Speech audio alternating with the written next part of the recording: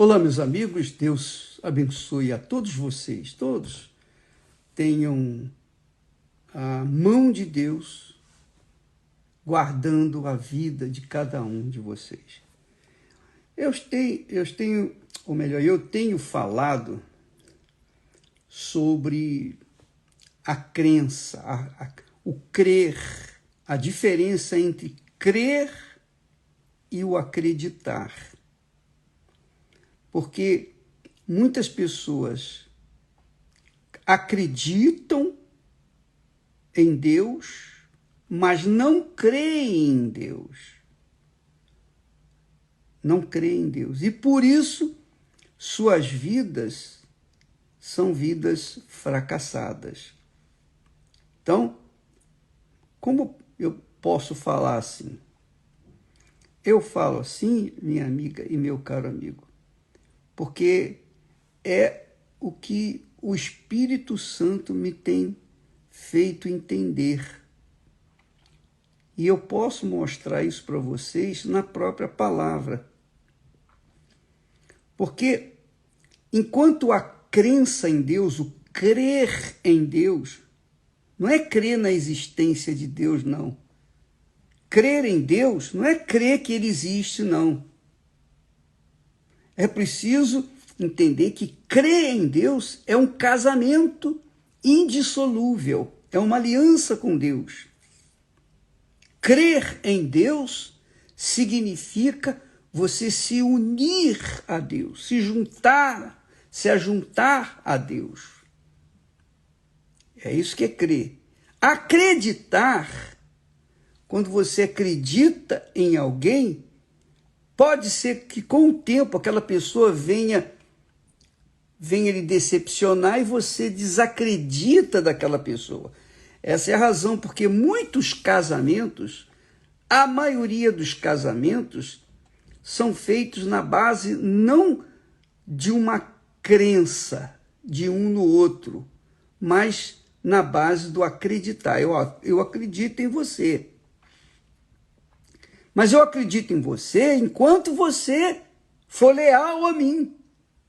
Se você falhar, eu deixo de acreditar em você. Essa é a natureza humana. Isso é a pura realidade. Eu acredito em você enquanto você atender a esse acordo entre nós. Mas se você falhar, eu já não acredito mais em você. E é difícil acreditar numa pessoa depois que ela falhou com você. É muito difícil. Mas o fato é que quando uma pessoa crê na outra, aí é diferente. Não há como descrer. Quer dizer, aqui no mundo, tudo é possível.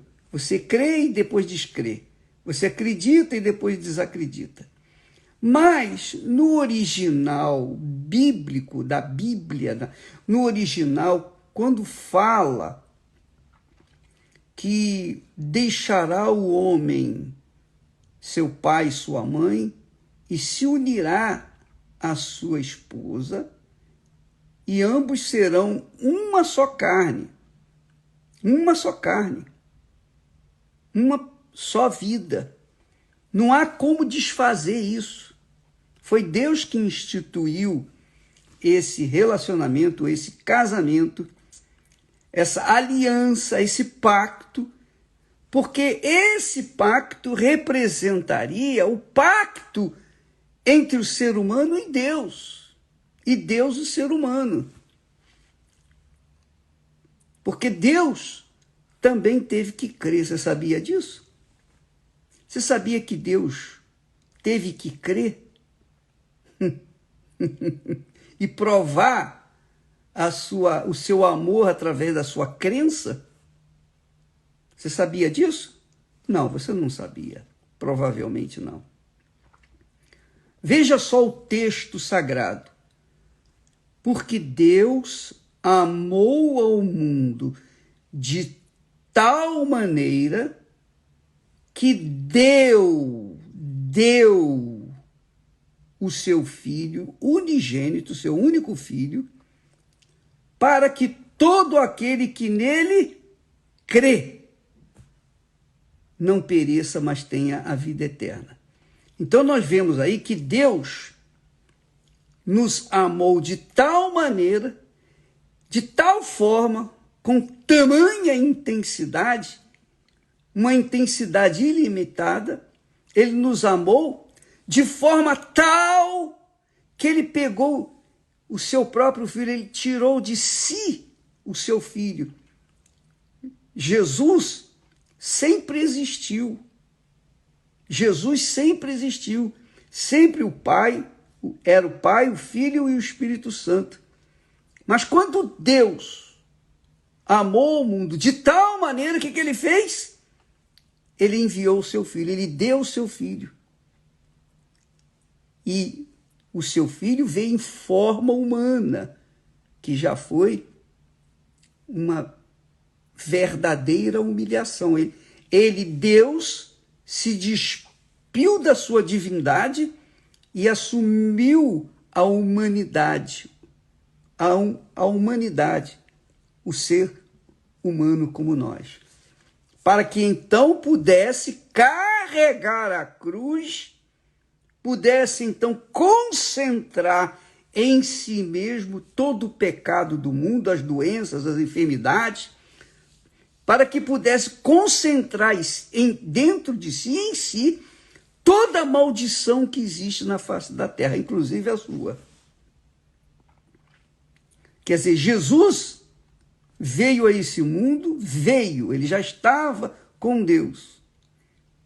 Ele era Deus, mas se fez carne. E ele veio para cumprir uma missão em obediência ao seu Pai. Então Deus amou o mundo de tal maneira que Deus só tinha um filho, que era Jesus. Ele deu o filho dele para salvar a minha vida, a minha alma e a sua também. Quer dizer, ele deu de si por conta do seu amor infinito.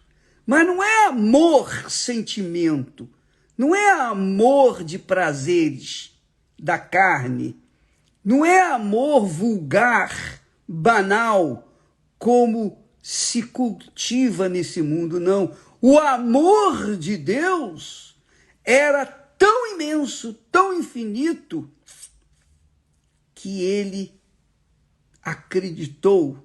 Não, ele não acreditou, ele creu que aquele que nele cresce seria salvo. Então Deus, para tomar uma atitude de amor, ele teve que crer. Deus teve que crer. E de fato, ele creu, mas nem todos, nem toda a humanidade, nem todo o mundo correspondeu à crença dele. Então, ele não pode fazer nada. Quando uma pessoa morre e vai para o inferno e depois vai para o lago de fogo e enxofre, ele não pode fazer nada, porque ele fez a parte dele. Ele creu naquela pessoa, ele creu, mas ela não correspondeu à crença nele. Por isso, ela foi para o inferno. Então, e é isso que nós temos visto no mundo.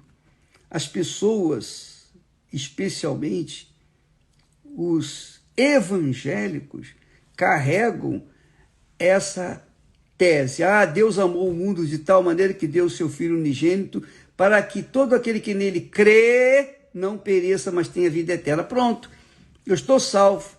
Mas, peraí, Deus fez a parte dele, ele creu, ele amou de tal maneira que deu, que casou com essa ideia, abraçou essa ideia. Mas para quem corresponde? O que adianta Deus amá-lo com tamanha intensidade, minha amiga e meu amigo, e você desdenhar esse amor? Não adianta nada. Esse amor de Deus vai salvá-lo? Não, não vai mesmo. Só salva se você corresponder com ele. Isso é questão de inteligência. É questão apenas de raciocínio. Você não precisa ser muito inteligente, não, capaz, ter curso de teologia. Não, é fácil entender.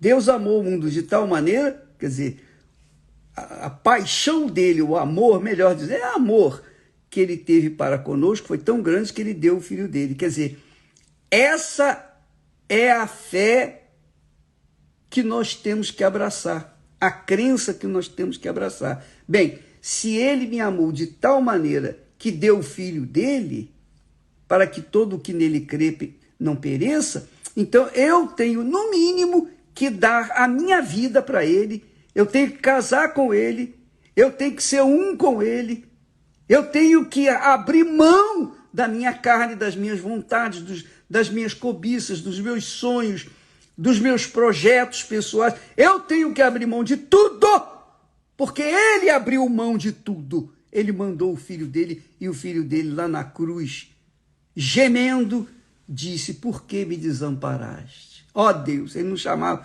ele não falou meu pai, meu pai. Ó Deus, por que me desamparaste? E ele teve que ficar sozinho, Jesus teve que ficar sozinho,